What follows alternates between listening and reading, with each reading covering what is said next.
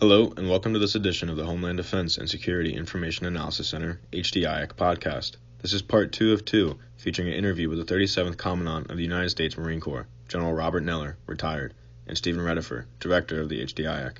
I think throughout your career, certainly in the time that I've known you, you've always been known as an officer who's willing to break paradigms when they were outdated or they were going to hurt mission accomplishment.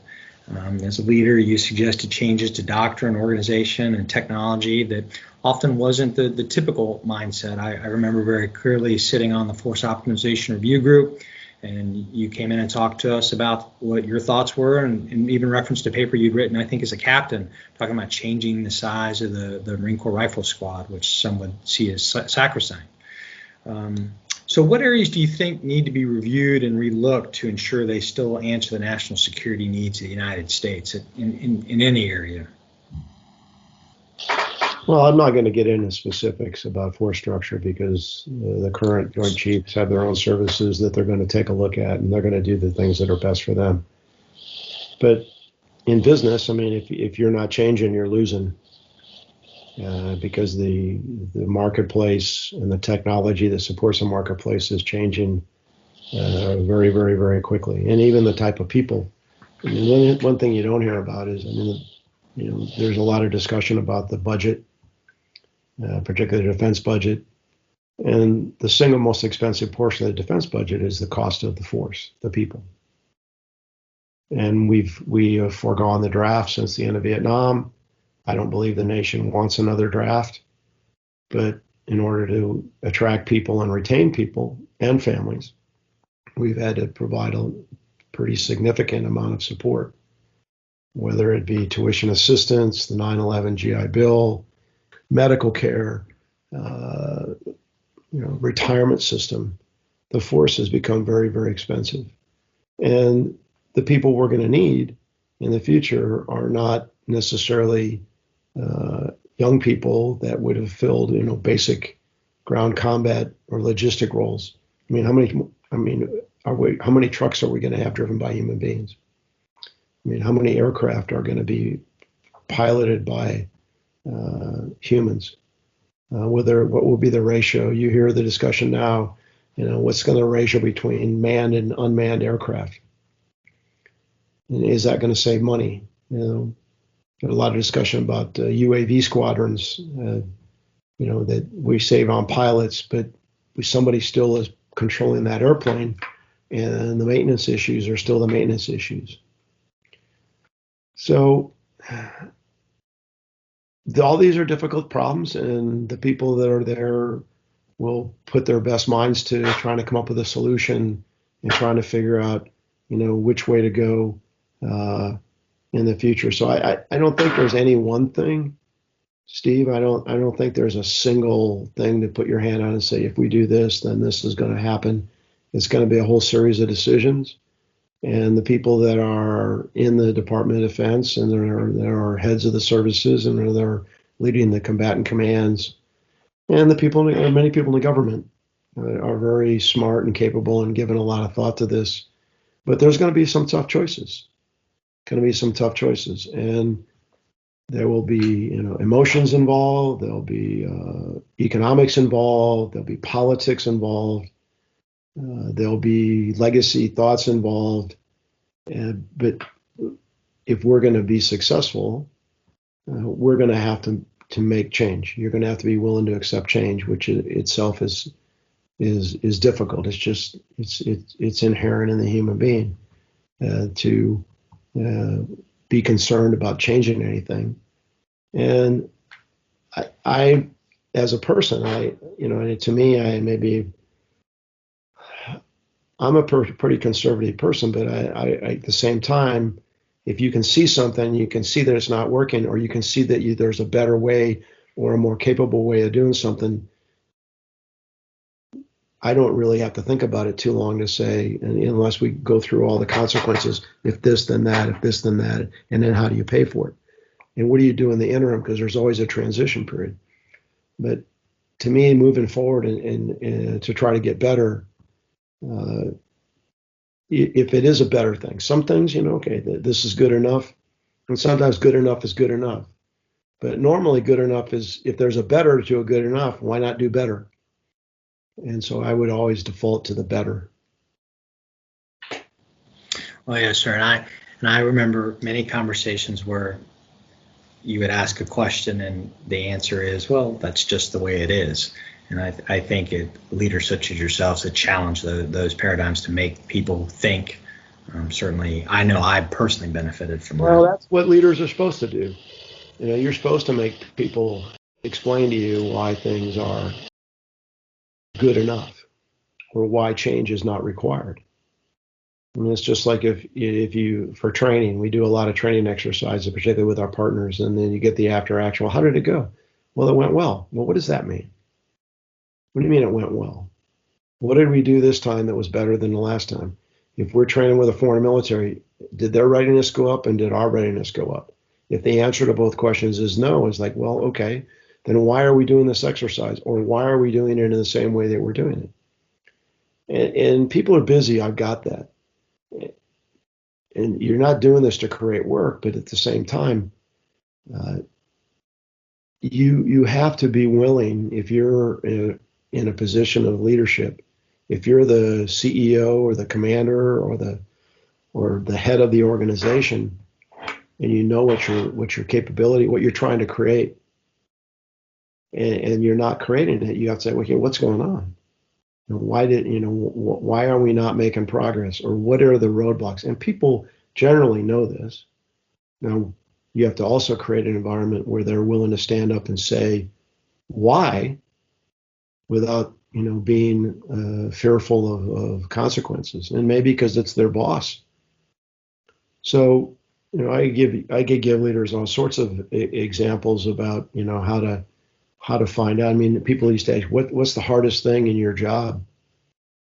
Well, I think as you get more senior, the hardest thing was finding out the truth, facts.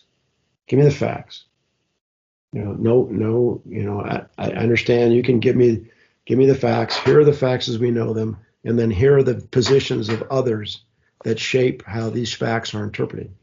But getting facts, cold hard facts, and then, okay, let's make an analytical decision based on the facts and all the other variables that are involved in this. I mean, decision making is difficult, and a lot of these problems are deep. They're deep. They have historical tentacles, and there's a history behind them, and there's reasons we got to where it wasn't just happenstance that we moved over time from A to B to C to D. So, okay, tell me the story. And that's why people have to put in the time. You say, well, if you can't explain it to me in 6 slides, and I don't have time. Well, it's more complicated than 6 slides. That's going to take me a while. I mean, I can give you a read ahead, and you got to read it. But you also understand that as a leader, you're probably never going to have the deep subject matter expert or the people that are doing the work, but you have to try to be able, you can't walk in there cold and not know anything. Sure, you actually just hit on something that I was going to follow up with. Is over my time in the Marine Corps and 3 tours in the Pentagon, the one-page summary became more and more prevalent at every level. And you begin to ask yourself, well, really, who has the comprehensive knowledge of the topic? And frequently you found it was a very junior person who really did understand it very well, but maybe lacked the world experience, we'll say, just simply time in the saddle to be able to put that in a grander context. So sometimes I do worry that we are one-page info paper deep or PowerPoint deep on certain topics. Well, everybody's concerned about time, and they should be. And so, I think one thing that leaders have to do, you have to create some time during the day, and you can be in meetings all day long if you want, but you have to take some time to read and to try to develop some level of understanding and to go through stuff so that when you get in the brief, because you're never going to get, because you don't have in a 30, 45 minute or 1 hour brief, it's very difficult in some cases because of the complexity of these things to get to a decision and lay it all out and let everybody say their piece. And it's probably by the time it got to, it's been briefed by a number of people, and the brief's been, he or she doesn't need to know that, or he or she doesn't need to know that. Well, okay. I mean, that's a decision you make if you eliminate a certain bit of data or information or history. But so if you're willing to accept that level of information in order to make a decision, then that's on you. And you add to that, fatigue and the multitude of issues, and at the end of when do you get the briefs? If you get it late in the day, okay, you're tired, you're focused on something else, or you're distracted. And we all have periods in the day when which are our high and low periods, just based on our own personal body rhythm. So you need to, okay, I'm not gonna take a brief during this time. I'm not gonna do a brief right after lunch. I'm not gonna take I'll brief from 8 to 10:30. If you have the ability to control your squadron to your schedule. Now you got to tell your staff that, because your staff will kill you. They will just grind you up, and they'll just do you block, and then you after a while, your ability to assimilate the data and the information and to make a decision, it's degraded, and then you end up sometimes with not so good decisions. And so I mean that's part of any organization. I mean, my experience only is within the Department of Defense and the Marine Corps and the joint world, but I've seen it. I would imagine the corporate world's the same way. And so if you're the decision maker, you have to be able to manage yourself so that you are in the best position to make the best decision based on the information you're given. Well, and sir, I think that's a very nice segue to the last question that I had for you today. There's just no way I can let somebody with your depth and breadth of experience off the stage without asking this question. So if a young man, woman was entering the service today, what advice would you have them starting out, looking back across your career? What advice would you give them as they kick off their service to their nation?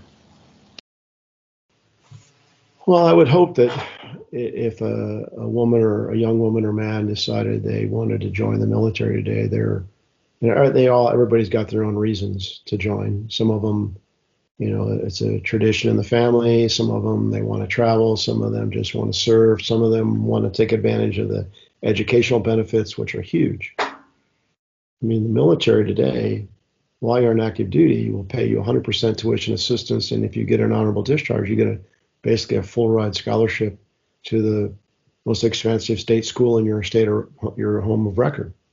Or if you don't use it after 8 years, you can defer that to a member of your family. And I know a number of people have used it to help put their kids through college. So I mean, that's a huge benefit. So whatever your motivation is, you have to understand that we still respect who you are as an individual, but at the end of the day, this is about a team. This is a team sport, and you're going to be assigned to an organization, and you're going to start at the bottom of that. And if you learn your skills, you learn your craft, you learn your trade, you learn the particular specialty you're supposed to do, and you are a person of discipline and focus, and you don't allow yourself to be distracted by social things, and you live you don't have to live like a hermit or a monk, but you have to be focused, and you have to be a person of virtue and character. And so if you do those things, I think the opportunities for you are going to be limitless. And people will recognize you. You're going to get recognized one way or the other. I mean, there's a better way to get recognized than the alternative. And there will be days when it won't go well. There'll be days when you'll question your decision. But for the most part, the people ask me what I miss. I miss being around Marines, because Marines generally are good people. They're motivated. They're excited to be there. They want to get better. They want to improve themselves. They care about the nation. They care about their families. And they want to work hard, and they want to make things better. They got great ideas. And so if you have ideas, I mean, and if you're a leader, you should be willing to listen to those ideas. I think nothing's more demotivating to anybody who's a subordinate to have an idea and not be able to express it. You know, when a leader stands up and says, "I want to hear what you have to say," if you say things like that and you're a leader, I would ask you, do you really believe that? Is that really true, or are you just saying that because if you say it, then you got to figure out a way to listen to ideas. And because there's, people, the young folks today are very smart. They come from all walks of life and various backgrounds, and they're looking for something. And I think it's a sense of belonging, a sense of purpose, a sense of mission, and be part of something bigger than themselves. And so it's our job as leaders to provide them the opportunity to realize that goal. Their job is to do their work, serve, be competent, and perform. Show up every day, give a hard day's work for a daily wage. And if everybody does that, it's like, do your job. If everybody did their job, we'd probably be in a much better place. And that's why I think when we're deployed, it's much easier to do that because the distractions are much, much less than they are back in the United States. And if we could somehow capture the spirit and the motivation and the discipline and focus we get when we were forward deployed back in CONUS, we'd be tough. We're tough to beat now, but we'd really be tough to beat if we could do that. Well, sir, thank you very much for that. I certainly do appreciate it, and I can tell you that I know that I have benefited from thoughts like that and my association with you over the years, and I'm very grateful for that. I'm grateful for the time that you spent with us today and sharing your insights with us. So thank you very much, General. Thank you for your service to the country, to our Corps, and again, thank you for the time that you took out to spend with me today. Well, Steve, it's great to see you. Best to your family and everybody else out there. Appreciate what you're doing. If you're working within the Department of Defense, it is a good and noble thing. And if you go home at the end of the day, whenever that time is, and you solved a problem or helped somebody else solve a problem or made somebody else's existence or life better, then you can call it a good day. But everybody stay safe. Thank you for joining the HDIAC podcast. To learn more about our other services, please reach out directly or visit us online at www.hdIAC.org.